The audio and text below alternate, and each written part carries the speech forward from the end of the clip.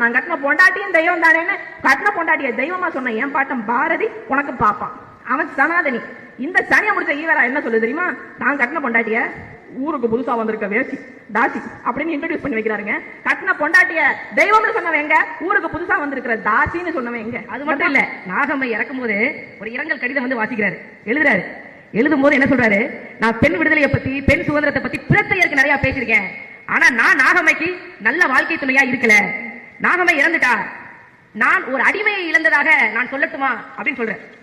பெண் விடுதலை பிரத்தையருக்கு அகத்துல கிடையாது, வீட்டுக்குள்ள கிடையாது, நாகம்மை கிடையாது. இவங்க எப்பவுமே அடுத்தவன் பொண்டாட்டி பத்தி தான் கவலைப்படுவாங்க. அடுத்தவன் பொண்டாட்டி தலையோடய நிற்பாங்க. அவன் பொண்டாட்டி பத்தி அவனுக்கு எந்த கவலையும் இல்ல. இந்த அடிமை சங்கிலியா இருக்கிறங்கிற போராட்டத்துல அடுத்தவன் பொண்டாட்டி தாலிய பூரா அறுத்தாங்க. இவங்க பொண்டாட்டி பூரா தொங்க தொங்க 20 பவுன்ல தாலி போட்டிருக்கும்.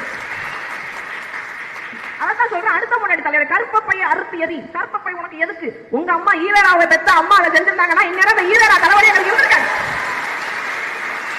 ஆமா ஆமா, எதுக்கு சனி?